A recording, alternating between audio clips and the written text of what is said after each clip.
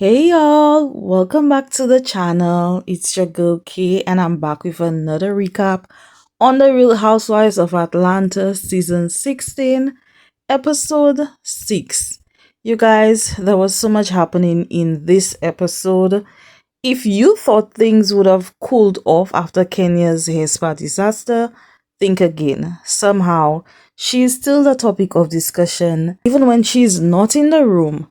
So, guys, before we get into it, make sure you have subscribed to the channel. And I just want to thank you so much for all of your support so far. If you're new to the channel, welcome. It's nice to have you. And to my subscribers and my viewers who keep coming back, welcome, guys. Let's get into this. Grab your snack, grab your tea, because this episode has it all. Let's get into it. Kay Unscripted, no teens restricted. In this journey, watch our stories unfold.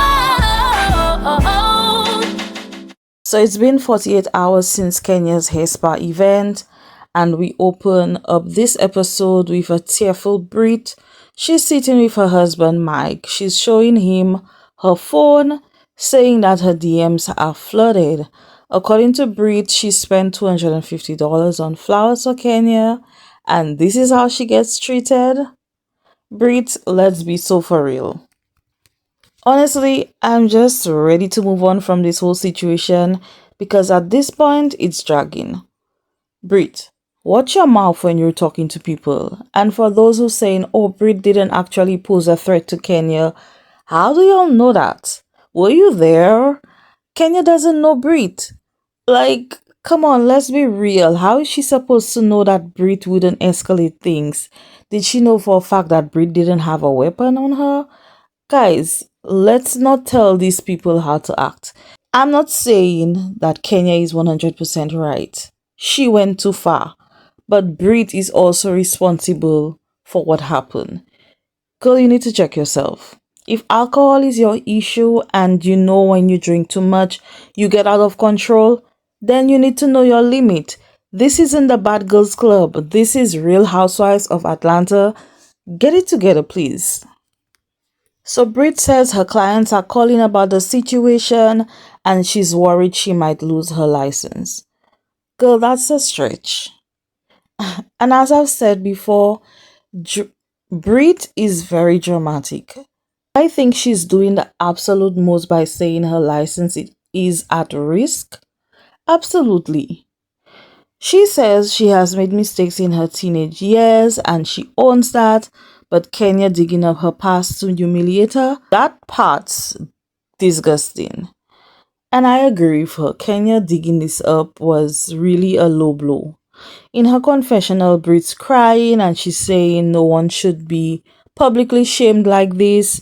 And I actually agree with her here also, but sis, your actions do have consequences. Now, if y'all hear nothing else that I say, listen to me. Listen to this.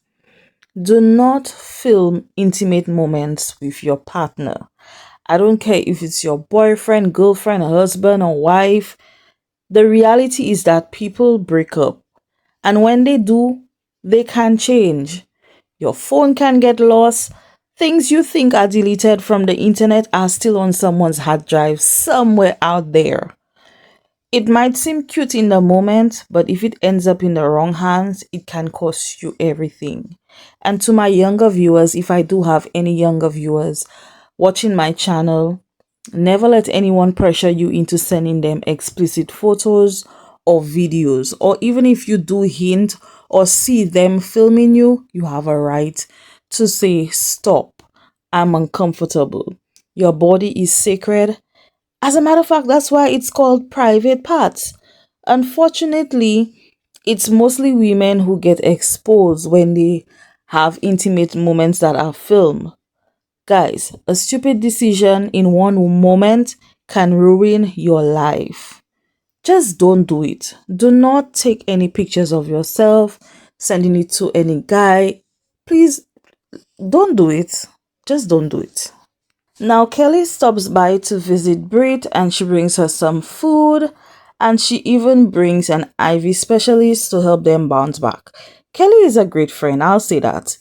She's really showing up for Brit in this moment. But then Brit takes another jab at Kenya and she's like, I hope when I get older I don't end up like her. Girl, Kenya is still in your mouth? Stop it. Kelly admits that she's disappointed in Kenya. She says that the hairspray was supposed to empower women and not tear them down. She says Kenya made the whole thing about the flowers and then yelled at her to stay out of it. And she calls Kenya distasteful. Brit's like, I'm glad I wasn't there. Kenya wanted me to attack her. Um, and they're going on. And I'm just like, I've had enough of this. That's enough for me. I'm over it. Anyway, Kelly says she wants to throw an event to bring all the ladies together. Over at Sterling Hall, Shamia hosts a gathering just to get the group back and just to talk about what has happened. And all of the ladies are there except Drew because she's late per usual. So they sit down together and Shamia says that Kenya's event was a lot and Kelly starts talking. She's giving pretty much the same speech that she gave at Brit's house the other day, literally word for word. So Portia says she's seen Kenya act out before, but she's never seen her act out like that. So Kelly says she loves Kenya, but she just cannot forgive her for this one. So then she asks Portia, well, would you let it go? Girl, Kelly, why are you always shouting? Like, bring your tone down just a little bit. Bring that volume down, girl. Like, you're always shouting.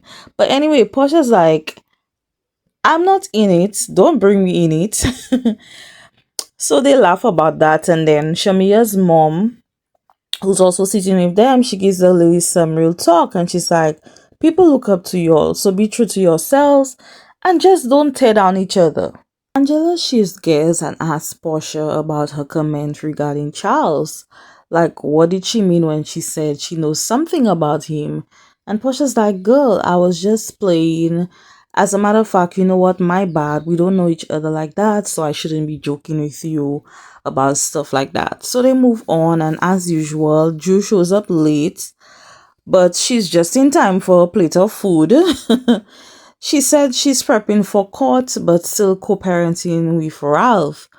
Angela asked Portia if she's getting support through her divorce. And Portia starts to open up about what's been going on with she and Simon.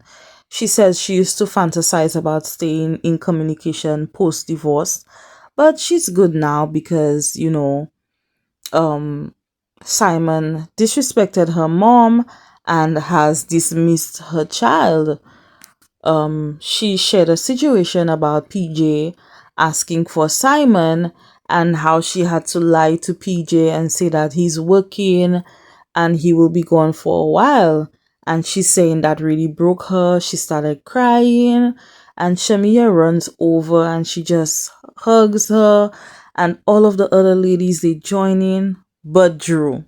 Drew is just sitting there watching. She's just nodding her head. I cannot tell if she's being genuine in the moment, but she's just sitting on the other side. Like, Drew, say something. Like, that was your moment to connect. You could have swooped in and said, hey, Portia, I feel you, I hear you. Exactly what you said in your little confessional, you could have said that to her, and the beef between you would have been squashed. That was the moment, and you missed it. But anyways, Portia said she texted Simon about PJ and he read it and he never replied. And that cut her really deep. She says that he fooled her. In the beginning, he made her feel very safe. And as the relationship continued, she realized that it was all fake. Now, we all have our opinions on Portia and Simon's relationship. I do feel like she genuinely did care about him. You could also see that Simon got healthier. He looked younger. I mean, he lost weight. He was looking like he was loving him some Portia, right? So as to how things just took a dramatic shift and how toxic their divorce have been, it's just really hard to believe. Then Kelly announces her upcoming event and she asks if Portia and Drew had made peace. Portia says, well, you know what? We can coexist. As a matter of fact, Drew's not a topic in her house and she's just moving on. And then Drew randomly claims that Michael Jordan is her cousin. Girl, is that another lie? Drew just says the strangest things sometimes. In the next scene, we cut to Kelly and her daughter Chloe, and they're doing yoga. This version of Kelly is quiet, finally. This is Kelly 2.0. She looks exactly like her mom. While they're bonding, a news article drops about Kelly's ex who is out of jail and trying to come for her money. So Kelly tells Chloe the girls still think that he's locked up, but he's not, and he hasn't even tried to see his children. So Chloe says, well, that man doesn't care about me, and honestly, that's really heartbreaking. Kelly tells her, well, I hope that's not true because apparently he's been around since Chloe was 2.5 years. And then Kelly tells her daughter, well, I want you to find love and to get married and to have all the happiness in this world. And Chloe goes, what if I end up like you? Now that really hit me hard. Um, I related to Chloe so much in the situation, and I remember having those fears too, wondering if I would end up like my mom, just living the life that my mom lived because I saw what she struggled with and I saw how difficult it was for her every single day.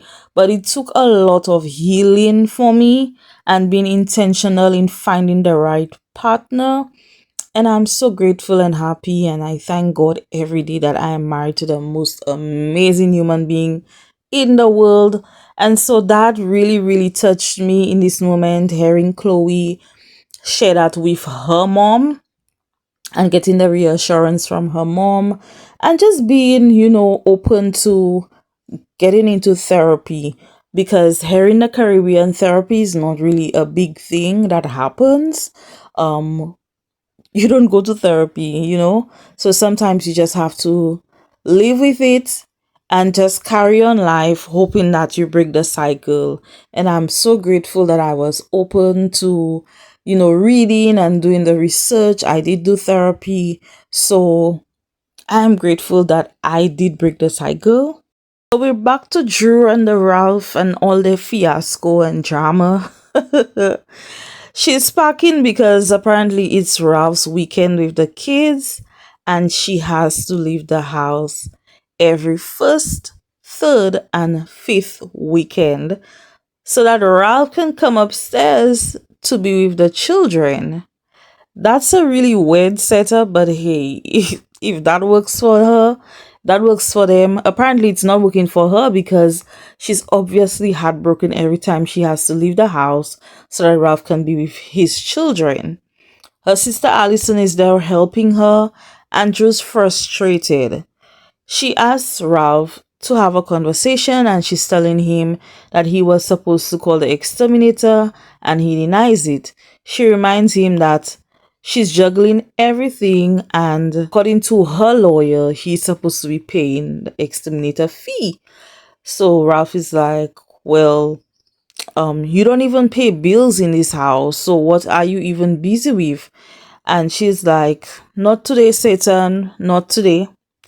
Not today. And she's like, out today. She left and she's like, juices, I'm out. She storms out. She sits in her car and she's venting to her sister. She's saying that she's triggered by Ralph. And boy, oh boy, oh boy, this divorce is as messy and as toxic as it can ever get. Now we're at the studio with Shamia and Angela. So Angela brings up how Portia questioned if Shamia really sang her own song. And Shamia says that really hurt her. She and Portia did sit and talk about it, but she's always been Portia's cheerleader and she just wants that same energy when it comes to her. So Angela tells her that she hopes that the loyalty is mutual between them. And Shamia admits that she's a people pleaser and she always prioritizes her friends' feelings. And whew, I felt that. I have learned the hard way that not everyone will show up for you the way you show up for them. And that's just the truth. And honestly, that's okay. But you have to be honest about what your expectations are when it comes to friendship. If you become friends with someone, you sign up for accepting the person for who they are. And that means that you cannot expect them to be you. You cannot expect them to go all the way out or to just do the things that you do. Now, on the other hand, if someone isn't showing up for you the way you want them to, then by all means, it's your decision to end that friendship. But you have to be real and honest about what it is you expect from each other. Whew, look at y'all going all deep. Y'all have me really touching on some points and just really having me evaluate my life and, some things that I've been through in life. And y'all, I'm loving it. Anyway, Drew joins the conversation and she breaks it down. They're talking about the comment that Portia made about Shamia's song. And she says, if someone disrespects your baby, your art, your passion, that's going to hurt. So Portia, girl, you were wrong for that one. Get it together, boo. This season you've been coming off a little bit. We know you have a lot going on. But honey, this ain't it. Get it together, boo. Get it together. So Drew's then talking about her music and she says, oh, her royalties are going towards PJ's college. And Shamia's rolling her eyes and she's like, as far as I know, PJ's college is already paid for. And just like, okay, well, maybe it will contribute to some snacks then. Drew! Drew, relax. Now, when Portia calls you a raggedy, low-down, dirty individual, don't start crying because you're literally asking for it. Later, we see Brit's mom comes over to see her and Brit's telling her about what's been going on. She says it's hard for her to tell her mother what happened. But her mom has been very supportive. And I think for any child having to share news like that with your mom, that's going to be devastating. I don't know how I would be able to share something like that with my mom if that ever happened to me. So kudos to you, girl, for bringing that to your mother. She also said that her sisters reached out to her and her sisters that she's been distant from, they've shown support and somehow the situation brought them closer together. Brit gets emotional saying she's dealt with hate her whole life. And that's really alarming. I feel like if that's something that you've been experiencing your entire life, there's something wrong. Maybe you have a problem. Not saying that she does. I'm just saying that you need to do some introspection and find out, why am I constantly in these situations? What am I doing that's causing this kind of reaction? Sometimes things come your way and it's not necessarily anything that you've done. But at the same time, you do need to look into yourself and find out why you always end up in those kind of situations. Her mom tells her, like, that's what girls do when they're unhappy with their life, they bring you down. And that's fair, but mom, you also need to hold your daughter accountable because she's not innocent in this situation. All right? So her mom says Kenya is Miss USA and she should be empowering young women, not tearing them down. And Brit says that she's going to be classy, and I'm yet to see her be classy. But anyways, I don't disagree with what her mom said. I just feel like when you're in the limelight, people look up to you, and so I kind of get that, right? Then we see Shamia and Portia linking up, and Portia's like, "Girl, my hips are hurting." Girl, I can relate. Girl, the people have been saying once you hit your 30s, everything starts to ache. And this is the gospel truth. Oh my god. So Shamia starts cracking jokes about Angela needing a fan indoors. And then Portia's like, oh my god, the way she says Charles. They call her Netta. They call her Miss Netta. Charles, your lunch is ready. I don't even know if I'm singing it right, but I don't care. Anyways, they talk about Dennis filming with Drew, and Portia says Dennis originally said no when Drew asked him, um, and he said an opportunity came for it to happen, but it didn't happen. But we know that Dennis lied to Portia because we did see him film with Drew literally 8 days after the conversation he had with Portia. She says that she did tell Dennis she doesn't like it, but Dennis wants her to literally say, don't film with Drew. Dennis is just playing games at this point. So anyways, Shamia shares that she's trying for another baby, but her embryo only has a 30% chance at implantation. And so she's asking Portia about her embryo, and Portia says she just wants a divorce to be over, and then she could think about that. She did share that she and Simon did plan to grow their family, but that's not something that she's even thinking about right now. She just wants to get the divorce done and over with. And Shamia's like, girl, he's out here posting everything online. And Portia's like, she doesn't even know why Simon is doing that, and she doesn't care what he says or what he posts, because at this point he just wants to be a star. And honestly, that makes a lot of sense because Simon Simon was on the internet literally every single day dropping something, and we were tired of him. So in the last scene is Kelly's peace brunch, and Portia calls to say that she's not able to attend because she's sick, and Kelly's like, girl, take everything except people's husbands. Kelly, girl, she was being so extra in this scene. So then Shamia and Angela came in, and then they were sitting together. She's telling Shamia to sit between she and Kenya. Well, the ghost of Kenya. Child. Too soon for the Kenya jokes, honey. Too soon.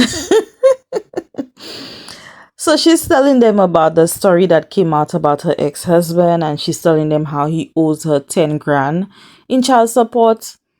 And Angela's like, girl, sorry, but I did bring a +1, Paulie and Esther. Let me tell you, the jokes were joking, right? And Kelly's in her confessional life. She's melting again. Oh my god. Anyway, so Drew's here, and then Brit is the last one to show up, and everybody is sitting together. Brit is in her confessional, and she says that the situation has definitely taken a toll on her mental, and she's coming into the brunch with her guard up because she doesn't know what to expect from the ladies. So Shamia asked her, well, girl, how are you doing? And she said it's been rough, but she feels like the hardest part is behind her. So Kelly tells her, well, that's what the brunch is for. It's actually for her, and it's just to show their support to her because the other ladies have talked to Kenya, but they have not heard from her, so it's her moment. So Brit's like, oh, so you all talk to Kenya about her feelings, while also concerned about Kenya, and she's saying that this has affected her business, her license, everything. It's affected everything. And so Angela's like, based on what? And that's in reference to her license. And Bree's like, well, are you confused about what's going on? Girl, relax. Now, see, this is the problem right here with Brit. Brit has a hard time understanding and reading into things. She immediately thinks everything is a dig or an attack. She's just asking you a simple question. You really need to relax. And that's the same thing she did when it came to Kenya. Kenya asked her about her ring, and Angela's telling her that, where is your band? Where is your band?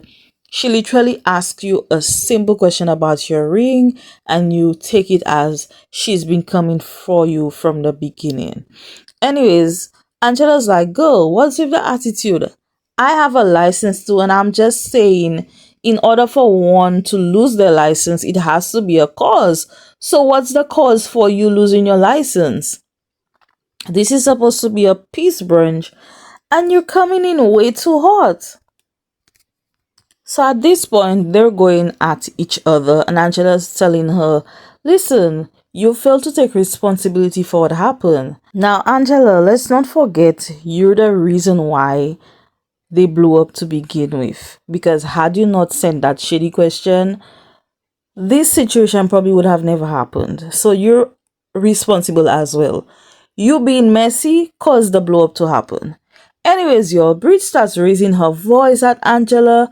She's like, read the MFing room. Read the room. And everyone's like, whoa, like, girl, relax, chill. Angela's kind of defending Kenya and she's asking Brit, well, why isn't she here? And Brit calls her slow. Angela's like, you know what? You like to throw rocks and hide your hands. Tell her, Angela, tell her about her damn self. Tell her, because she's acting like she's not responsible for anything that happened. Kelly asks Angela to change seats because she wants everybody to feel safe and comfortable and she don't want anything happening at her home. And Shamia's like, well, let me ask the questions, okay? I've got it. Girl, tell us, how did you lose your license? So Brit says, well, because of all the backlash and the defamation, she's been investigated with her insurance license. And so Angela says, thought so. Brit's like, how about you keep quiet? Would you like to twirl out? And here she goes, quoting Miss Moore. He's a fan. Didn't I tell y'all she's a fan? Because how are you quoting Kenya? Anyway, just like, that's nasty work, honey. And Brit is just coming for everybody. Anybody that told her something she doesn't like, she was just biting back at them. She's like, yeah, Kenya's not here because of the nasty work that she's done. And it seems like none of y'all want to acknowledge that. So Drew says, well, she does feel like Kenya went too far, but they're both wrong. And Brit says, well, I've already taken accountability for my part. And at this point, I don't even feel comfortable being in the same room with her. And girl, that's fine. That's fair. But the way you're coming off right now, it's not helping you. Everybody's side-eyeing you because, again, you're not making sense. Shamia says, listen, we all have flaws and it's easy for us to point out what's wrong about each other. When bad things happen, let's try to find the good in each other. We all have bad parts about us that we don't want anybody to see. So let's just focus on the good that's happening in each other. She said that she's going to start with herself and everyone else vows to do the same. And they all decide that they're going to move forward. Praise the Lord. Hallelujah. Thank you, Jesus. So they get up and they start dancing. And I will say this was a nice way to end the episode. Hopefully, Kenya's name isn't brought up as Brit's storyline moving forward. But guys, this is where the episode ended. And that's all for this recap of the Real Housewives of Atlanta, Season 16, Episode 6. Tell me all your thoughts about this episode and please like the video. Don't forget to subscribe if you haven't already, because I have some other recaps coming up, so look out for that. And I'll see you guys in the next one. Bye. Kay Unscripted. No